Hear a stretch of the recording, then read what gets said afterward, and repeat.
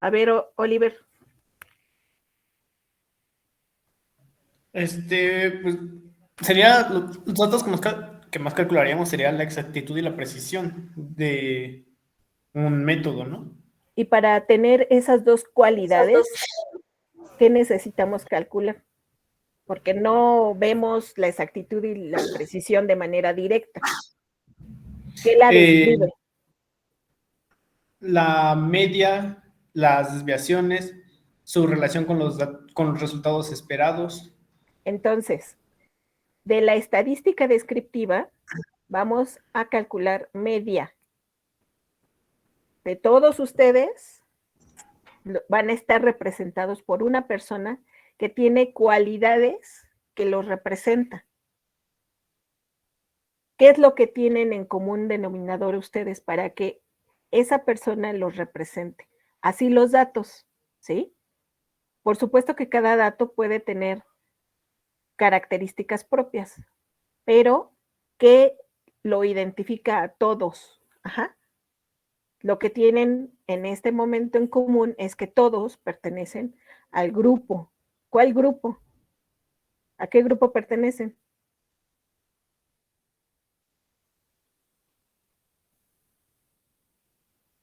O sea, al grupo 5QB2 que está tomando la materia de métodos de análisis. Todo eso se tiene en común, cualquiera de ustedes, ¿sí? Entonces, a cualquiera que lo represente tiene que pertenecer a este grupo. Si eligen de otro grupo, esa persona ya no representa a este grupo, está fuera de este grupo, ¿sí?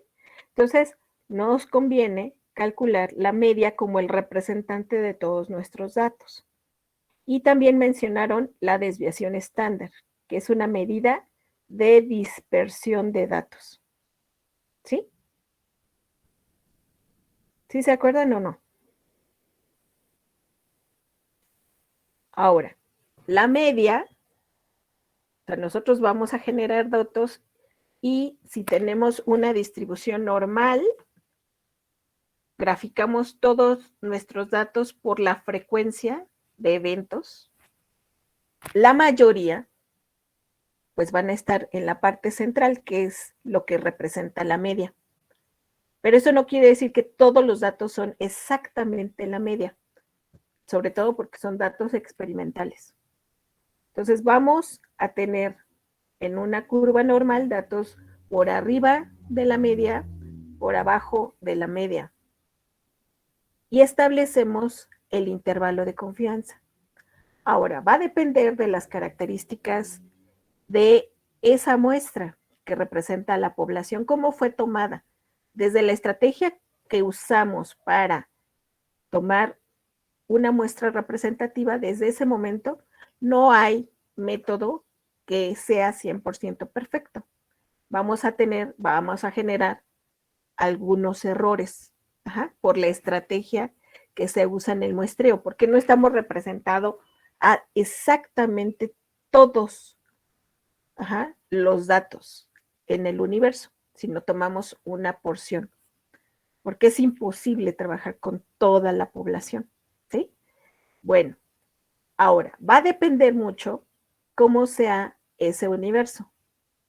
Si el universo es homogéneo, pues nos facilita las cosas, porque donde tomemos la muestra va a ser la misma.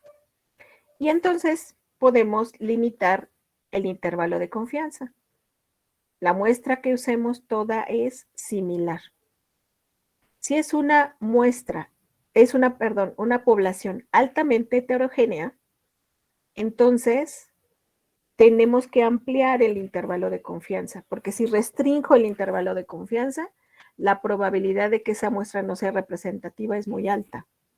Entonces tengo que ampliar el intervalo de confianza para que dé oportunidad a que esa muestra sea representativa. ¿Qué otra característica me va a modificar esa representación? El tamaño mismo de la muestra. Si son muestras o provienen de universos homogéneos, pues casi el tamaño no interesa tanto, porque sea un tamaño pequeño o sea un tamaño muy grande, está casi 100% representado por las características tan homogéneas del universo. Pero si nuevamente estoy trabajando con una población extremadamente variable, entonces tengo que aumentar el número de muestras que represente a ese universo. Entonces tengo que aumentar el tamaño de la muestra y hacer varios muestreos de la misma. Ok. Bueno, entonces, ya una vez que tengo mis datos, que establezco mi intervalo de confianza, si se acuerdan, en los extremos de la curva vamos a obtener datos que se alejan de la media y que nada más simplemente de verlos, los quisiera desaparecer del mapa porque no se parecen a la media.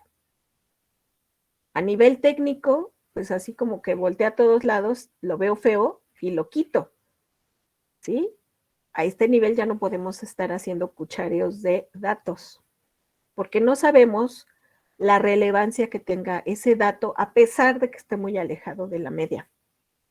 Entonces, nuevamente, la estadística sigue siendo una herramienta que nos avala si ponemos, o sea, si ese dato tan extremo, que está en baja frecuencia, pero puede existir, pertenece o no al intervalo de confianza que hemos establecido. Y para ello utilizamos la herramienta de, ¿qué herramienta usamos? Daniela, Dani.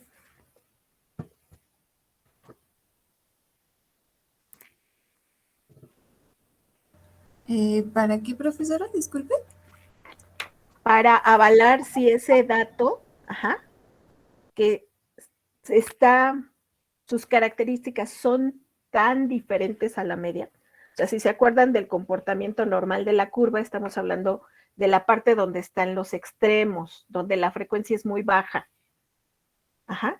Tan baja que está llegando a la zona de los errores verdaderos, ¿sí? Los errores reales. Casi se sobrelapa. Entonces tengo esa incertidumbre si ese valor pertenece o no a los datos experimentales. ¿Cuál es la prueba que uso para validar si pertenece o no pertenece a los datos con un intervalo de confianza determinado?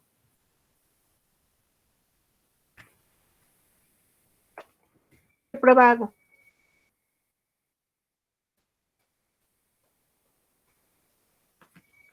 ¿O no llegamos ahí? ¿O no se acuerdan?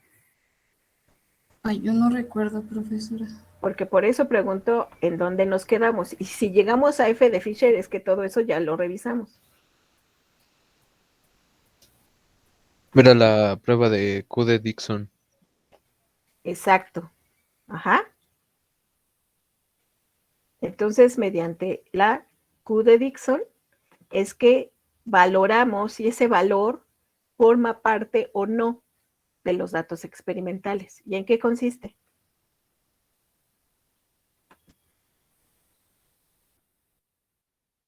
¿Cómo lo calculamos? ¿Se acuerdan?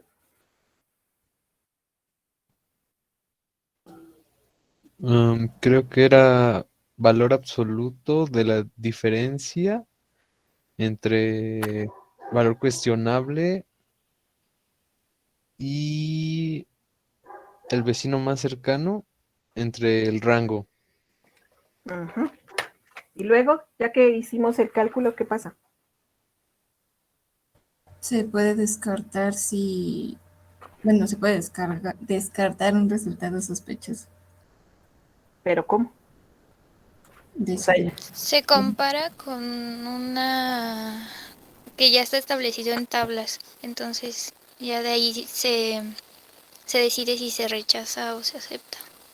exactamente, Mitzi, ¿sí?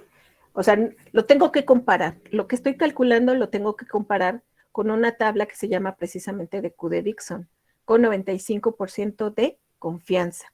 Entonces, ya hay una tabla de referencia para tantos valores. Entonces comparo ese valor crítico y si ese valor, ¿qué pasa? ¿Cómo es que lo acepto o lo rechazo?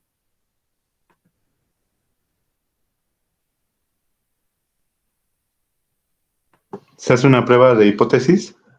Ujú. La prueba de hipótesis nula y ahí ya de esa manera determinamos si se va a aceptar o no. Antes que hacer hipótesis.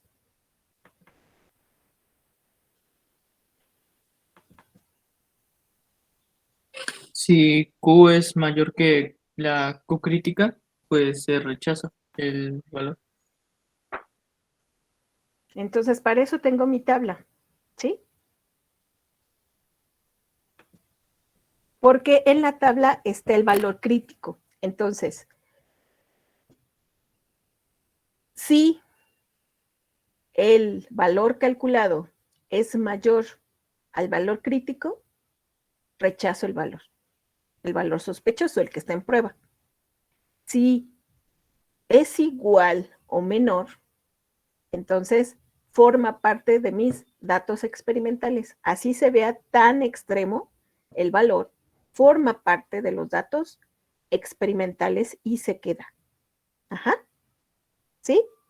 Y a veces ese dato que se ve tan extremo nos puede dar otra información. Entonces, estamos hablando con esta prueba cuál es la cantidad de datos que sí, ahora sí, formalmente, vamos a analizarlos con las pruebas estadísticas. Si no hacemos esta Q, no podemos obtener, o sí podemos obtener, pero pierde validez, porque puede ser que a lo mejor no nos demos cuenta y tenemos un valor extremo que ya no forma parte de mi curva a un intervalo de confianza que hemos definido, y entonces, por ese valor tan extremo, la media se mueve y empieza a tener complicaciones en toda la interpretación de la información. Por eso nace la prueba de la Q. Bueno, ya tengo todos mis valores y entonces ahora sí, hacemos la estadística descriptiva de la cual obtenemos el promedio. Esa media, calcular la media, nos va a ayudar para determinar esta propiedad que mencionamos, que siempre estamos buscando, que es la exactitud. ¿Y por qué?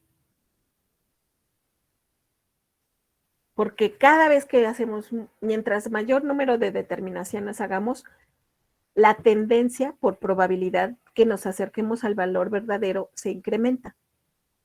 Con un dato, pues es muy incierto. Si yo tengo 2, aumento. Si tengo 3, aumento. 4 y así sucesivamente. Mientras mayor número de datos, me acerco al valor verdadero. ¿Sí? Pero ese valor verdadero, experimentalmente, tiene una media y hay datos que no son exactamente el valor verdadero. ¿Qué es lo que los aleja del valor verdadero? Son fuentes de error. Entonces calculo el porciento de error relativo. ¿Cómo se calcula el porciento de error relativo? A ver, vamos a preguntarle a Jocelyn.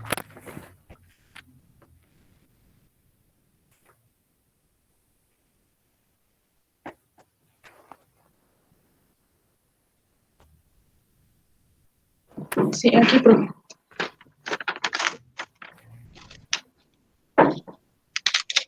¿Me escucha?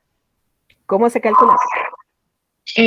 Habíamos dicho que era el valor, no, era la media menos el valor esperado, entre el valor esperado por 100. Ok, ¿sí? Ya que tengo ese valor es mi grado de inexactitud. Si yo quiero tener el valor de exactitud, pues 100 le resto este valor y sé qué tan inexacto es. Ahora, la inexactitud puede ser hacia arriba o hacia abajo de la media, del valor verdadero. Si es por arriba, pues entonces tengo que determinar qué de mi desempeño durante el procedimiento causó que moviera el valor o los valores que estoy determinando experimentalmente se estén moviendo hacia arriba. Ajá, entonces me pongo a buscar qué fueron las fuentes de error que causaron esto. Puede ser que en un método espectrofotométrico pues se desvió la longitud de onda y me está dando valores que no corresponden al valor verdadero, ¿sí? O durante el pipeteo estoy tomando mayor cantidad de volumen, o cuando preparé la solución estándar que venía en una sal, le sumé porque la balanza no me funciona y entonces en lugar de tomar 5 gramos, le puse 5.3 y ese 5.3 ya es una fuente de error. Ajá. Entonces tengo que buscar dónde está la fuente de error para corregirla. Si me da también un valor por abajo del valor verdadero, pues entonces de igual manera tengo que estar indagando en cada una de las partes que me están causando errores, qué es lo que hace que mis datos se estén moviendo hacia una escala menor. Entonces, para eso me sirve determinar esta información. Bueno, por otro lado, también tengo en la estadística descriptiva el cálculo de la desviación estándar, que es el grado de dispersión de los datos. Si yo en repetidos, o sea, hago exactamente lo mismo, el procedimiento 1, 2, 3, 4, 5, etcétera, veces, si es exactamente igual, el valor tiene que ser el mismo. El que no me dé los mismos, el mismo número, es porque no hay precisión. Ajá. Si yo voy a medir 10 microlitros, siempre tengo que medir 10 microlitros. Pero si estoy midiendo 10.1, 9.9, 9.8, 10.3, entonces estoy modificando el valor. Ajá. Y entonces se están dispersando mis datos. Esto es otra cualidad que necesito evaluar. ¿Qué tan preciso son mis datos? Y para eso me sirve la desviación estándar. Con la desviación estándar puedo calcular el porciento del coeficiente de variación. Y entonces, a ver, Jesús, ¿cómo se calcula?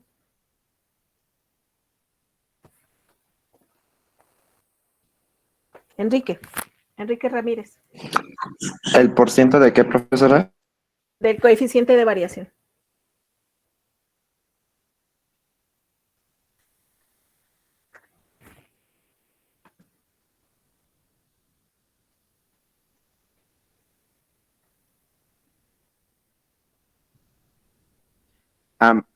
Es que, permita, es que tengo mis notas, pero no las tengo aquí. Según yo me acuerdo que se usaban los datos de la T de Student, la, la desviación estándar y el número de datos. Es que según yo era desviación estándar por menos la T de Student sobre el número de datos, la raíz cuadrada del número de datos, creo, No. A ver, ¿cómo se ¿no? calcula el porciento de coeficiente de variación? No.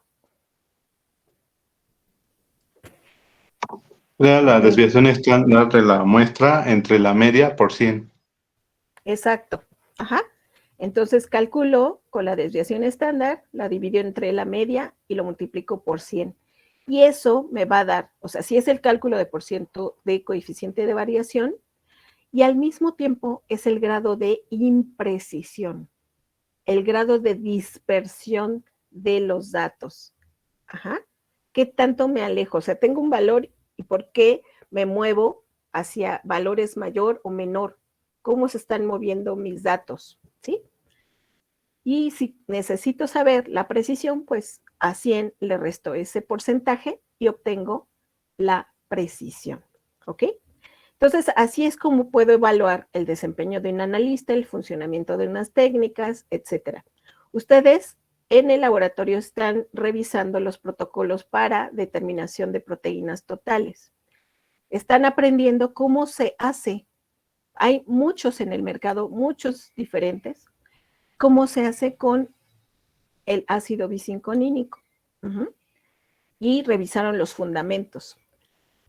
Pues el día de hoy van a revisar otro método diferente, que es el método de Bradford. tiene un fundamento distinto de cómo reconoce las proteínas.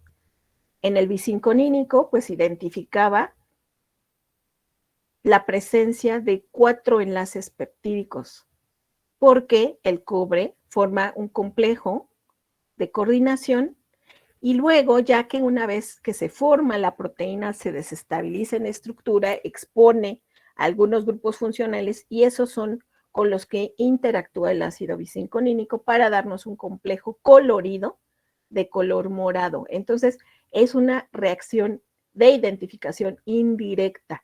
No estamos detectando directamente a la proteína total, sino a través de un complejo. Ajá. Esta estrategia que identifica algunos de los componentes de las proteínas para que yo lo evidencie su presencia. Y la intensidad de ese color morado va en función de la concentración, ¿sí? Entonces están evaluando a ese procedimiento y lo van a comparar ya en esta semana, van a hacer los mismos ensayos. ¿Por qué hago los 2 ensayos? Porque el siguiente nivel es no solamente aprender a determinar el desempeño del analista con su exactitud, con su precisión, sino ahora voy a comparar 2 procedimientos con 2 fundamentos distintos y entonces puedo en algún momento en el futuro decir, me conviene hacer mis pruebas de proteínas totales con este método o con este segundo método, de acuerdo a las características de cada uno de ellos. ¿Qué características diferentes tienen? Pues la forma como identifican a la proteína, los pasos, el tiempo de incubación, la temperatura, o sea, una serie de características para que yo tome decisiones. Entonces, la estadística les va a servir para que ustedes tengan un sustento en que esa toma de decisiones no sea arbitraria. ¿Sí? Ya no es de que me late que o el morado me gusta más que el azul, ¿no?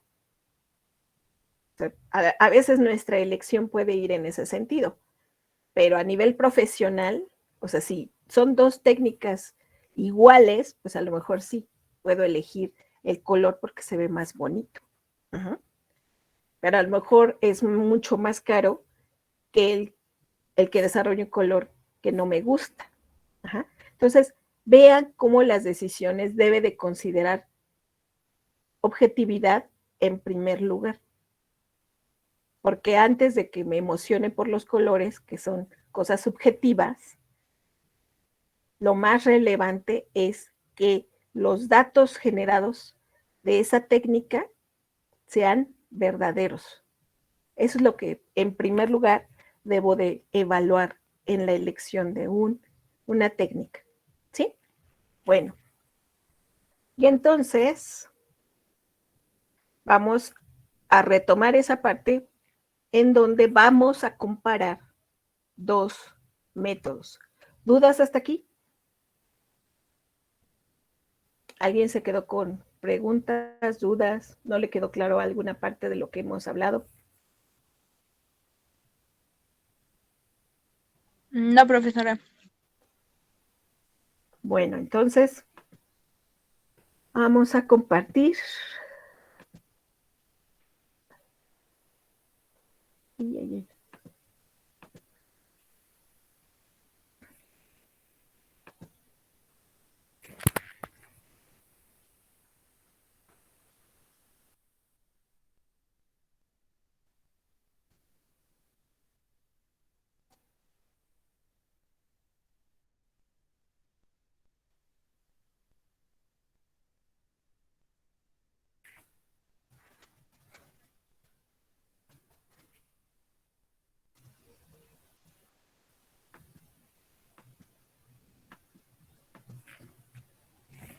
Bien. Entonces, técnicas, el análisis de datos, ya revisamos lo de los muestreos, el intervalo de confianza. Uh-huh.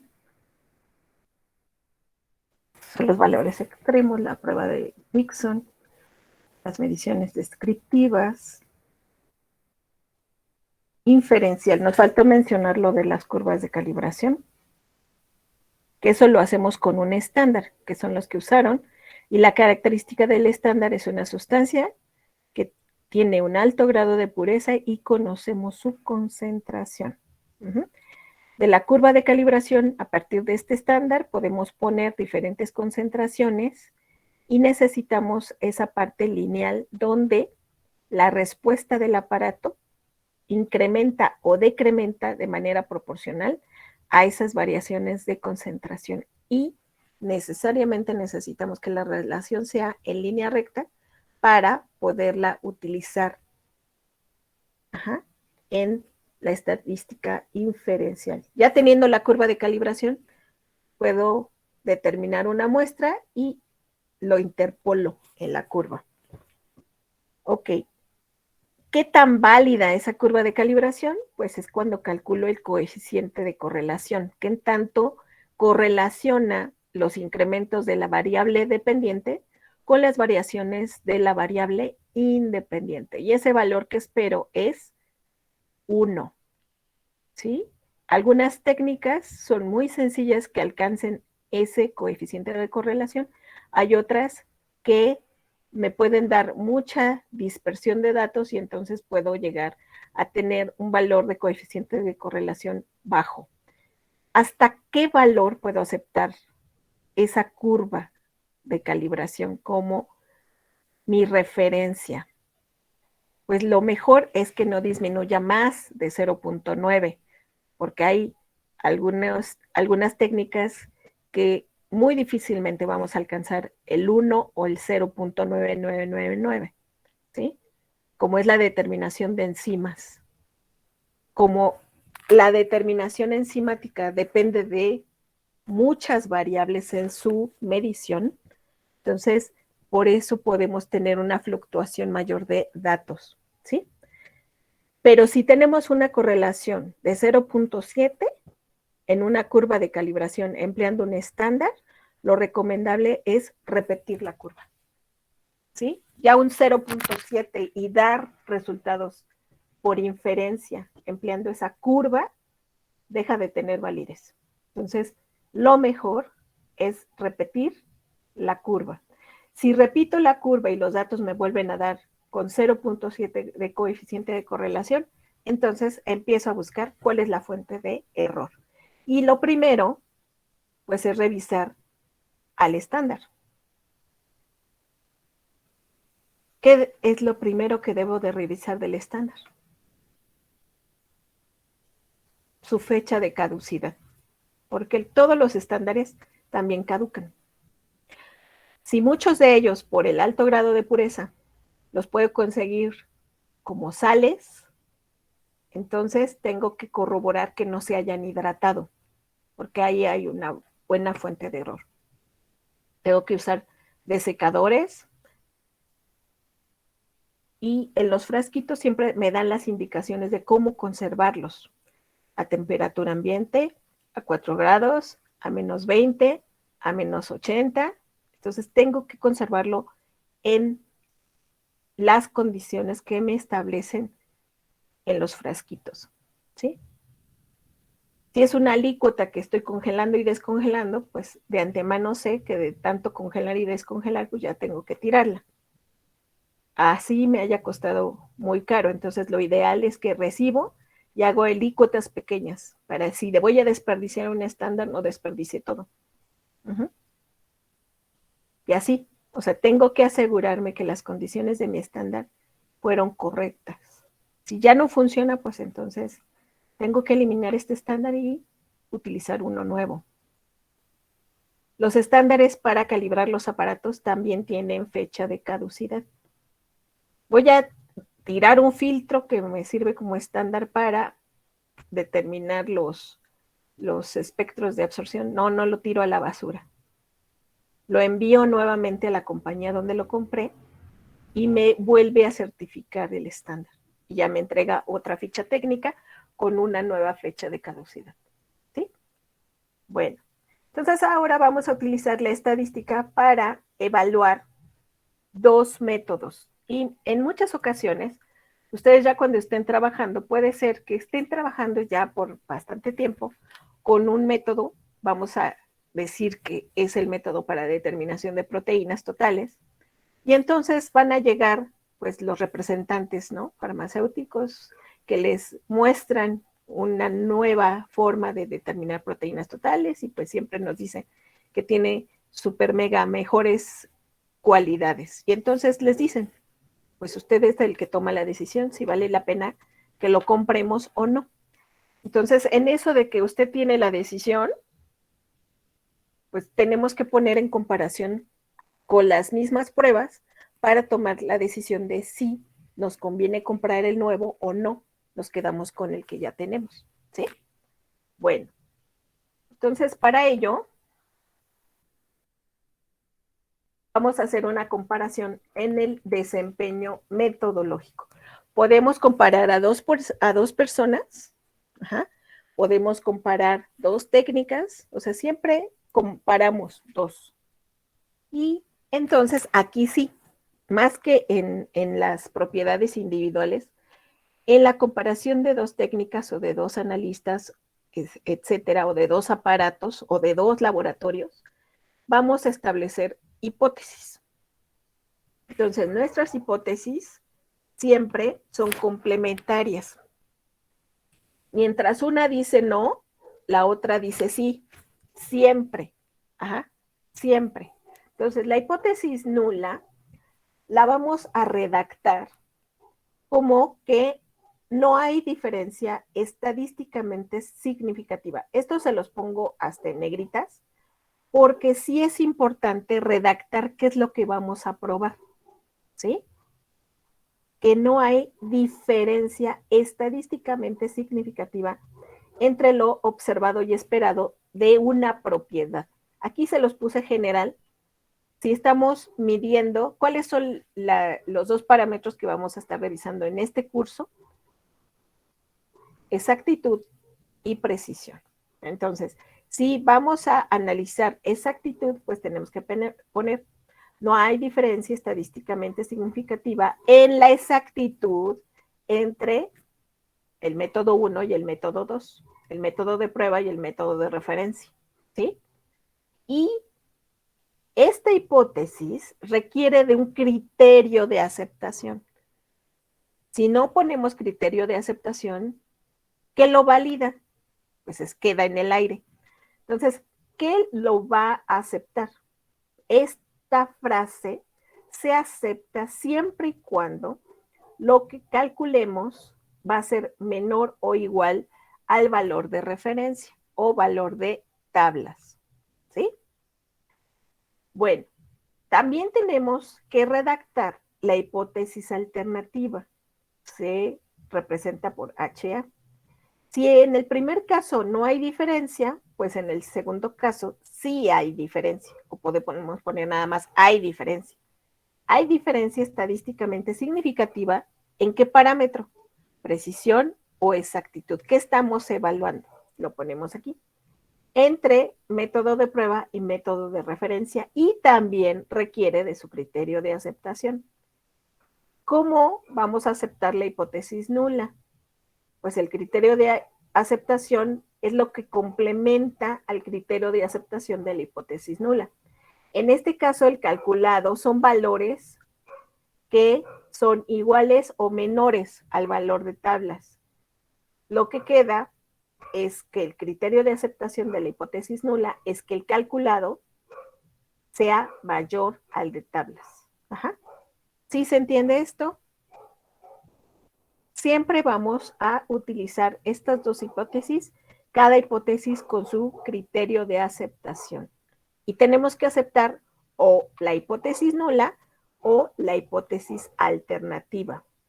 Ahora, si el resultado de nuestra prueba es que no hay diferencia estadísticamente significativa y están poniendo a prueba el método que en su laboratorio están usando contra el método que les está ofreciendo el representante, ¿qué deciden? Porque generalmente las nuevas cosas, las innovaciones tienen un costo más alto. Si no hay diferencia, Exacto. Si el resultado les da que no hay diferencia. pues me quedo con el método que ya tengo. Exacto. Ajá. Entonces, estas hipótesis les ayudan a la toma de decisiones. Yo tengo una Entonces, duda. sí, Pero si, por ejemplo, el nuevo método que nos están proponiendo es más barato, entonces ahí queda a juicio de ustedes. ya cogeríamos mejor el nuevo, ¿no? Porque no hay diferencia con el anterior y es más económico. Exacto, porque ya Ok. tienes otra razón. Entonces, sí, o sea, te piden que evalúes y entonces ves que no hay diferencia estadísticamente significativa en la determinación de exactitud, o sea, no estás, ajá, la exactitud es una propiedad deseable. Y como tú bien dijiste, si no hay diferencia y el que me están ofreciendo es más barato, pues entonces sí, podemos cambiar al que es más económico. O otra cualidad puede ser que sea más rápido.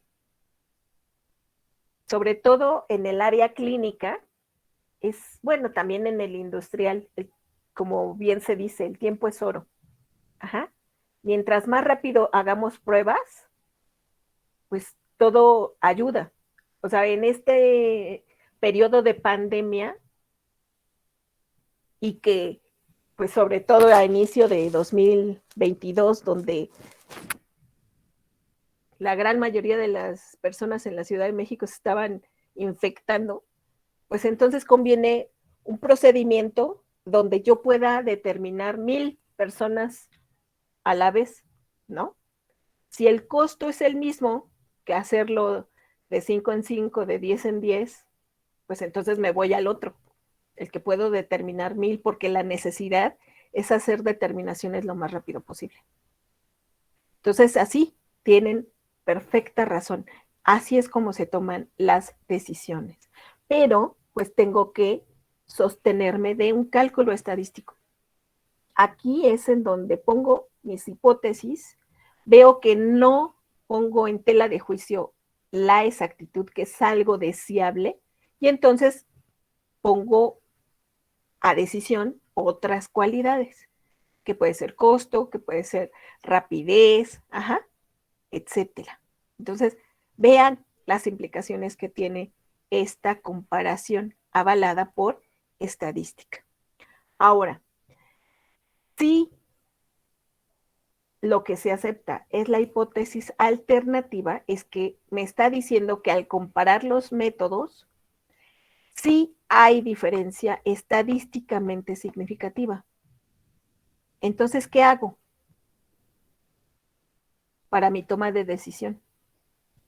Porque aquí solo sé que hay una diferencia estadísticamente significativa. Hasta ahí quedó las pruebas. ¿Qué hago para tomar decisión? Los dos procedimientos tienen una diferencia estadísticamente significativa en la determinación de precisión. ¿Qué hago? Seleccionar el que tiene mejor precisión. ¿Y cómo lo hago? Por un... Era con no sé si era con T de Student. No, ¿No era con una nueva? tampoco, ¿Q de Se Dixon? puede hacer con Fisher, ¿no? tampoco.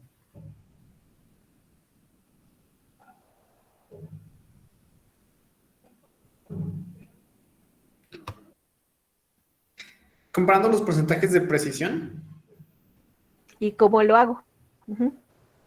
Con el dato de coeficiente de variación. Exacto.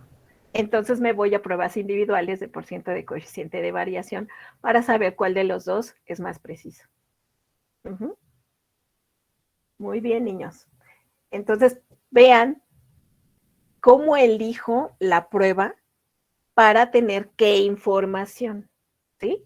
Los métodos que voy a poner para comparación, voy a determinar exactitud o precisión, y la información que voy a obtener de ellos es que no existe o sí existe diferencia estadísticamente significativa. Si no existe, pues ya supieron cuál de los dos elegir. Ajá. Si no hay diferencia, pues me puedo quedar con el que ya estoy usando porque pues ya tengo capacitado todo mi personal y entonces ya no tengo que invertir en innovar con el nuevo, ajá. Pero si es más barato, pues a lo mejor puedo decidirme por el otro, etcétera, etcétera, ¿sí? Pero si en la comparación veo que sí hay una diferencia, entonces, ¿qué hago? Porque ahorita vamos a ver las pruebas que se usan para hacer esta comparación de métodos. Si hay una diferencia, entonces me voy a pruebas individuales. ¿Cómo sé cuál es más precisa? Con el porciento de coeficiente de variación. ¿Sí? Muy bien. Entonces, ahora sí nos entendemos.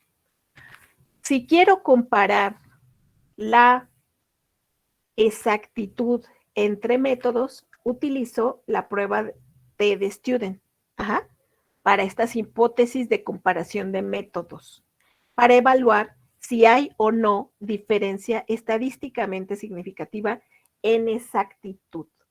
Y entonces para ello lo que conviene es hacer esta tablita. Decido cuáles son mis datos que provienen de mi método de prueba y cuáles son los datos que provienen del método de referencia. En el caso que mencioné, ¿cuál es su prueba y cuál es su referencia?